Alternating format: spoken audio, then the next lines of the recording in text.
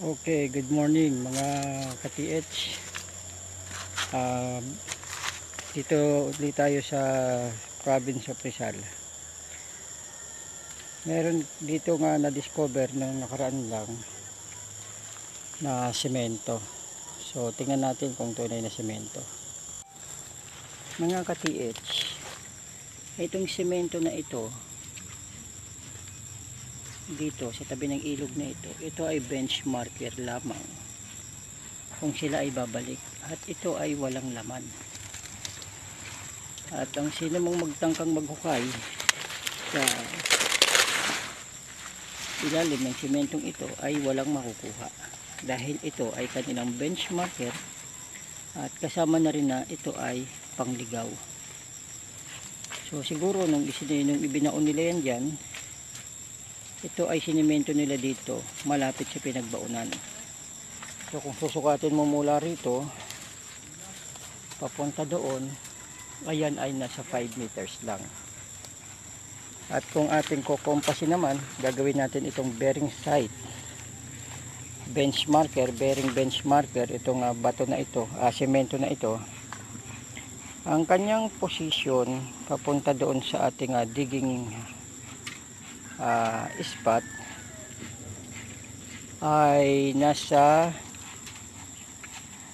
100,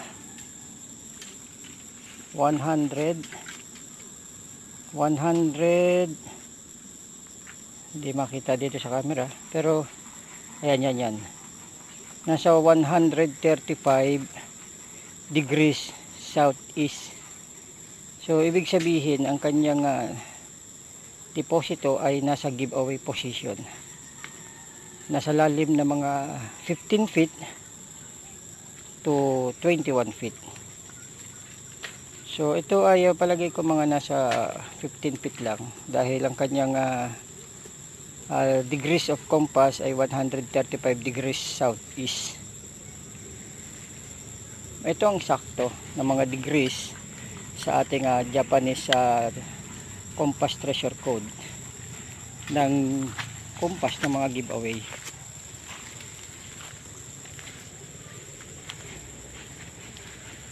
So medyo tinubig na, dahil siya ay nasa level, water level na ng ilog. Ayan ang ilog lang, katabi lang namin. Hindi pa po. Ayan, Maya.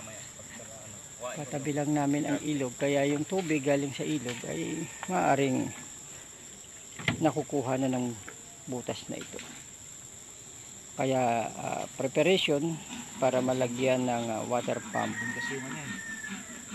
At ito ay hinukay nila ng 10 feet sa loob ng 2 araw.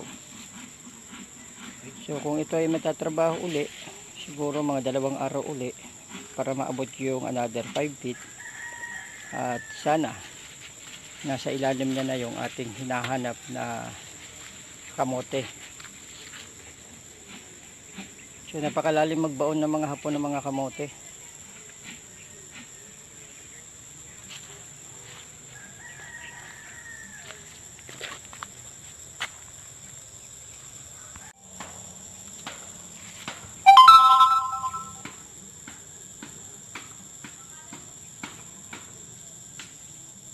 Ito yung bato na pinag-ipitan ng bala.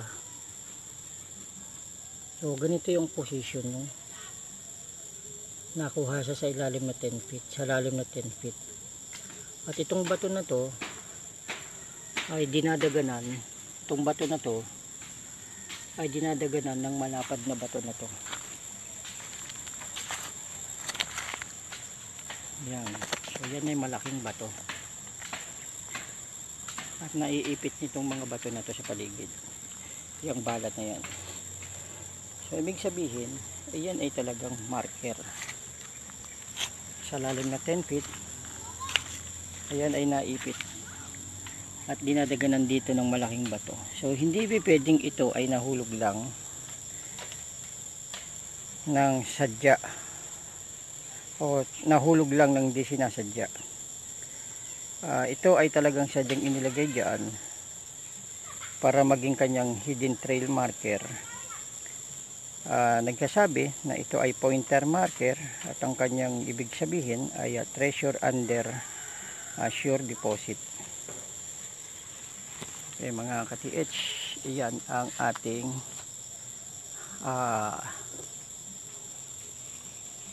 update dito sa Rizal, province of Rizal. Ito yung hinahanap na sinemento daw ng Hapon na naka-nicho, pero ang sinemento ng Hapon dito ay marker lang pala, parang bench marker lang, para maging palatandaan kung nasaan ang kanilang, kung saan sila magsisimulang maghukay. Ito yung sinemento ng mga Hapon. Ayan ay nabuwal na lang siya ng puno. Ito, yan ay sementado, malapad. Okay, mga ka-TH, malapit na naman tayong makachamba siguro.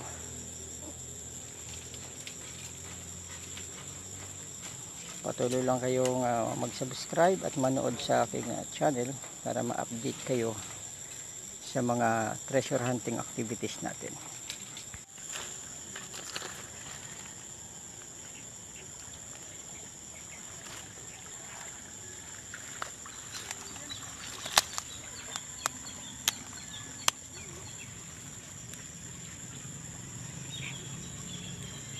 Ito ay simento.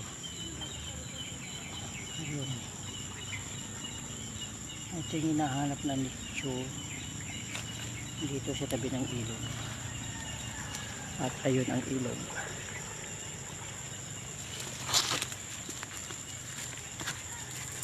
Ayun. May mga tumatawid pa nga sa ilog.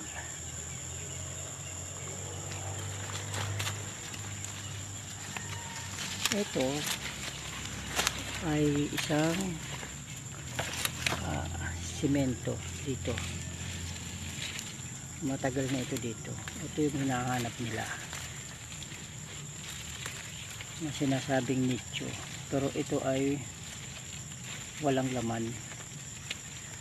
Maaaring ito ay pangligaw o benchmarker lang kung nasaan yung tunay na deposito. Ngayon, mula dyan sa simento na yan, ito yung hinanap ng ating long range locator tsaka Japanese one dito.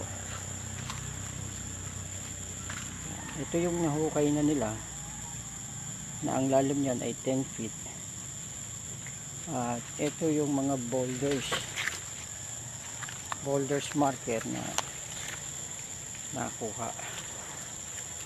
At dito sa may boulders marker na to, sa ilalim ng 10 feet, may nakaipit na bala dito sa gilid na to. Yan, ganyan ang posisyon ng bala na to nakuha nila sa lalim na 10 feet.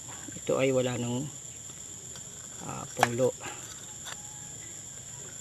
Yan, ito yung nilocate ko noon na hindi ko na gawang videohan kasi may mga tao sa paligid. Ito yung last boulders na huling inahon nila, which means ito yung pinaka last line of defense. Ito ay yung semento na ginawa ng Hapon. Kapag kaya na binuhusan ng muriatic acid, yan ay kumukulo. Ngayon, ang benchmarker dito ay yung semento na yun. Ito.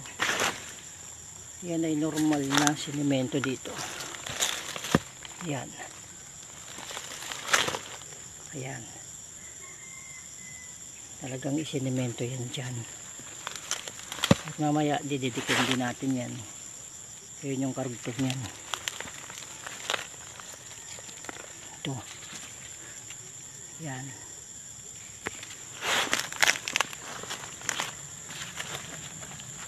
Ngayon, itong bala na to Nakuha nila sa lalim na 10 feet. So ibig sabihin ito ay hidden trail marker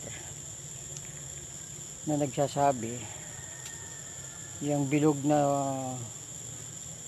ano na yan, na symbol, ang ibig sabihin yan sa treasure code natin ay treasure under shore deposit.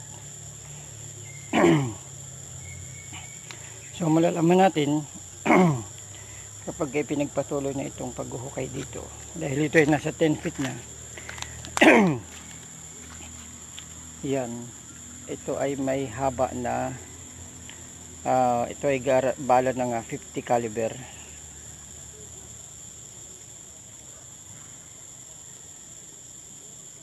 Ito kung buhay ito na bala, ito ay may haba siguro ng mga 5 inches kasama yung kanyang punglo.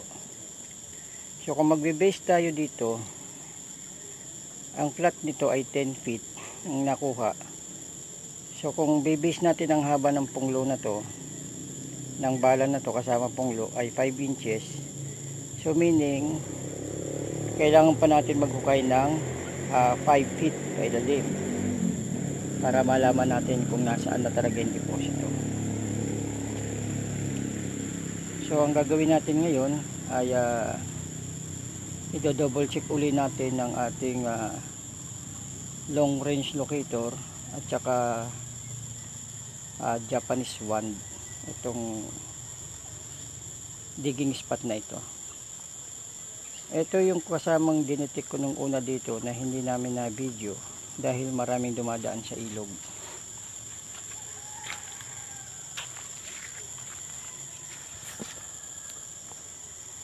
Bro, okay, double check natin to.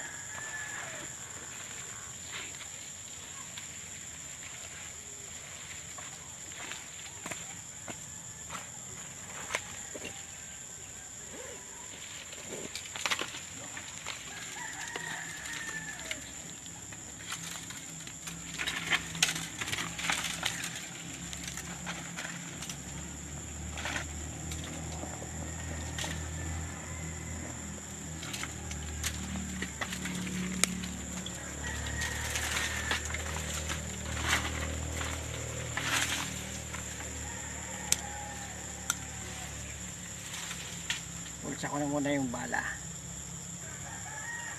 Double check natin ang long range locator. Gagawin din natin ng pair long range.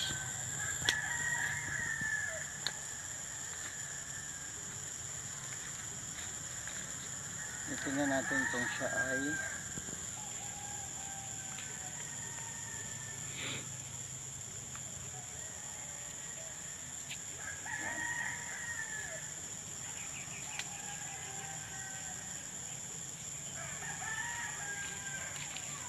dito muna.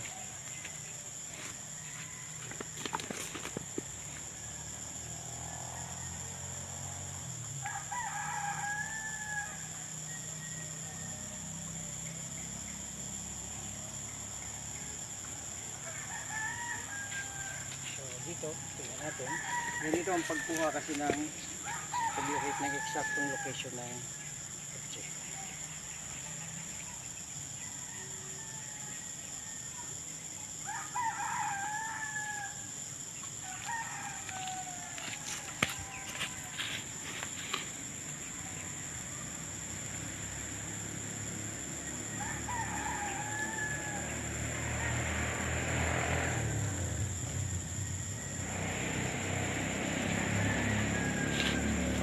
Sa tamang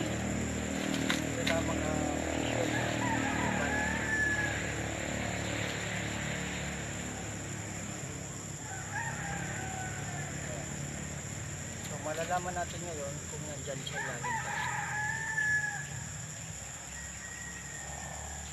So nagsasara siya, sabihin nasa ilalim talaga yung deposito.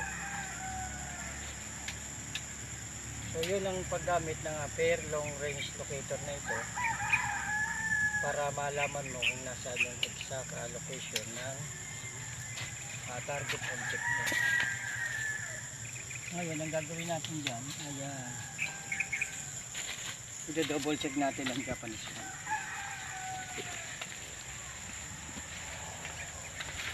Ito ay Japanese one.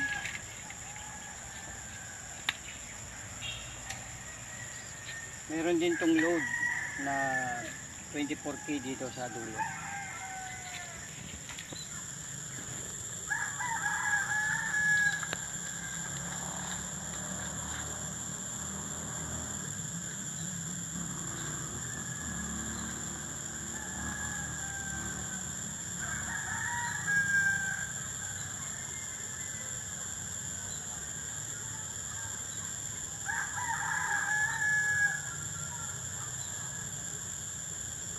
Ito yun, sinabit ko na yung kamay ko para hindi siya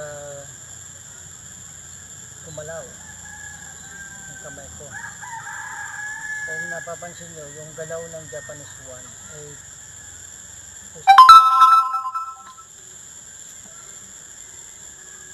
actually habang tumatagal, palakas ng palakas yan. Yan na, umbrelo na siya, ibig sabihin. So hindi mo na kayang pigilan yan.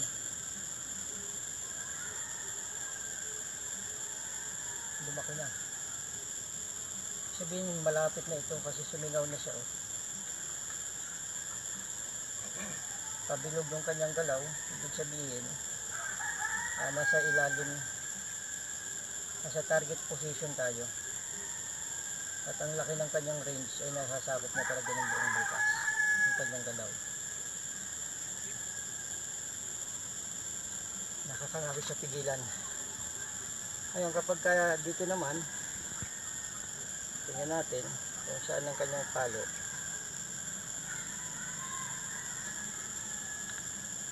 Talagang doon ang hatak niya, punta doon.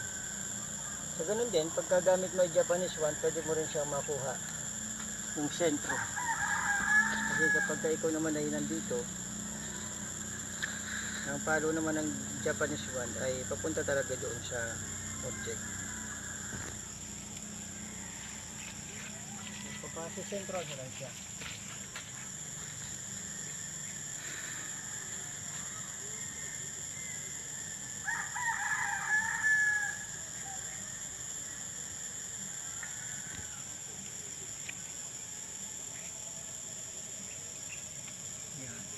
Nandito ka sa labas, tingnan natin kung saan ang galaw niya.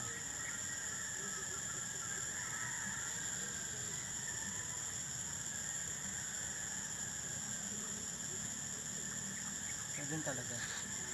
Sentron uli natin. Ay, patong natin para walang galawan.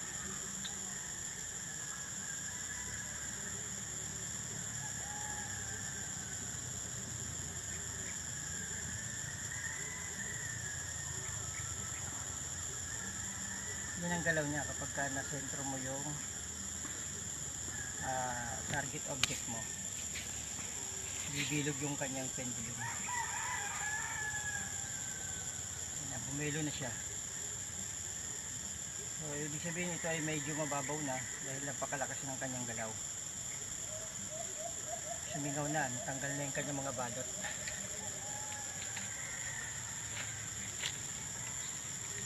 Ang gagawin natin ngayon dito ay i-check natin kung ito ay may booby trap.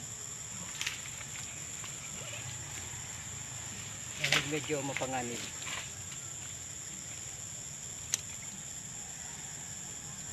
Ito ay telescopic na Tausing L-rod.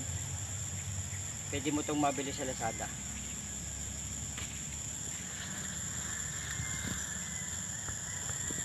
Gumawa kami ng pulbura ng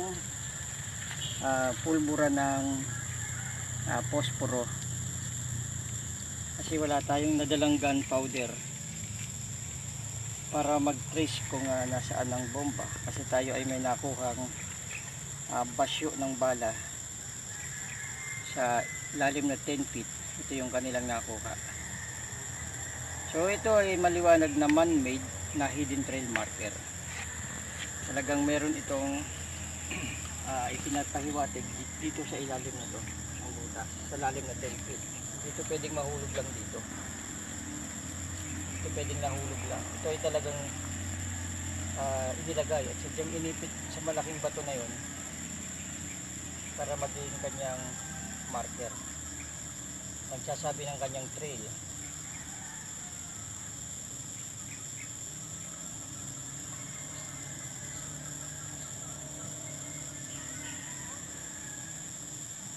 So, teka, nagko-kontra yung ginto eh.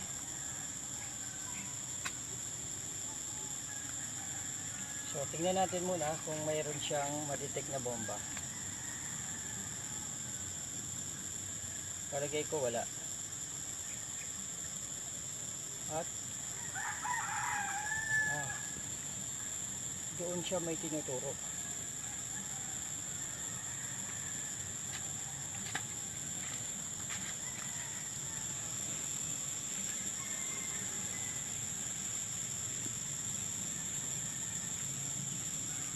Doon siya may tinuturong bomba. Yung pulbura.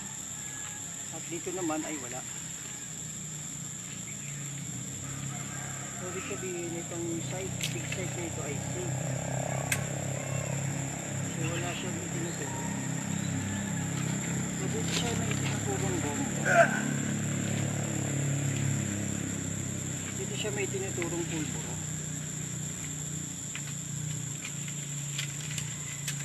Baka meron siyang bomba diyan.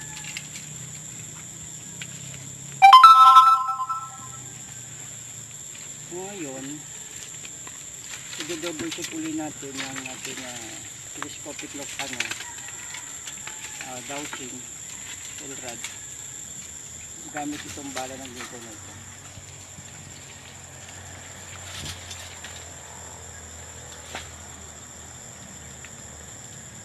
So ayan kanina hawak ko pulbura ang palo doon sa kabila. Ngayon ang aking hawak ay gold ring, ang palo ay nandito. So medyo may kalayuan yung kanyang rock. Ito. Ang palo mag-push ka naman. So tatlong gadget na yung ginamit natin dito. Yan. So talagang nandito lang siya. Yan. Pag nag-close siya ng ganyan, kasi ibig sabihin yan, nasa closure ka nung deposit sa ilalim. Okay, ito rin yung ginamit namin pangsukat sa lalim nito dati. Sa lalim na 10 feet, ang simento ay nakuha kasama yung bala. Yung basyo ng bala na to.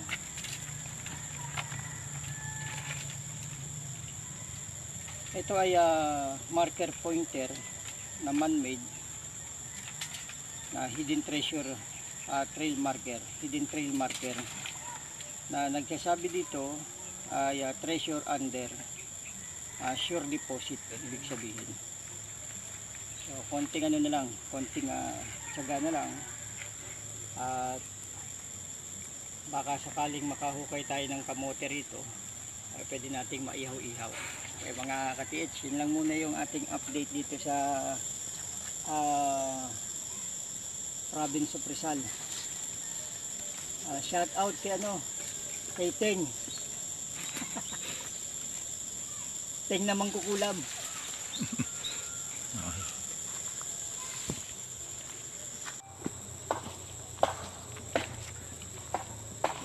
Okay mga ka-TH, tingnan nyo mabuti yung texture ng lupa na yan, yung may mga nakausli na yan. Diyan nagsimula. Pakiladlad po ng hilahin ko. Ang kawad? Sige. Diyan nagsimula yung pagkasimento. Yan, mga nakausling bato na yan. Yan ay nakakamada at simentado. At ang texture na isa sa mga semento ay ito. Ito ay talagang semento. Ito yung mga nakapagpapatigas diyan sa bato para hindi gumalaw. Meron itong kaparehas na semento dito sa ibabaw.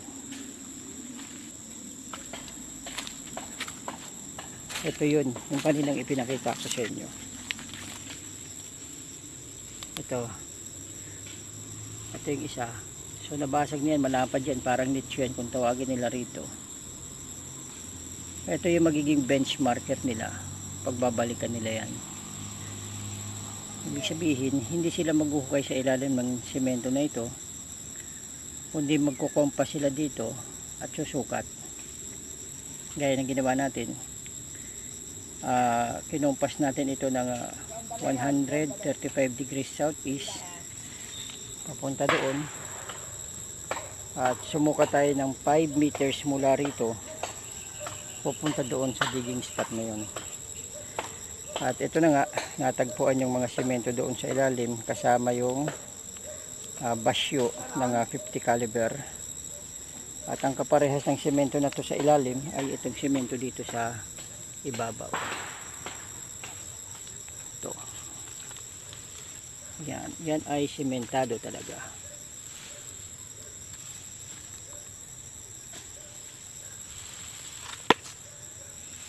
Ito yung matagal na nilang hinahanap na hindi nila makita. At nung pinasyalan natin, humingi sila ng tulong sa atin para malocate daw yung semento na hinahanap ng mga Hapon ng araw dito.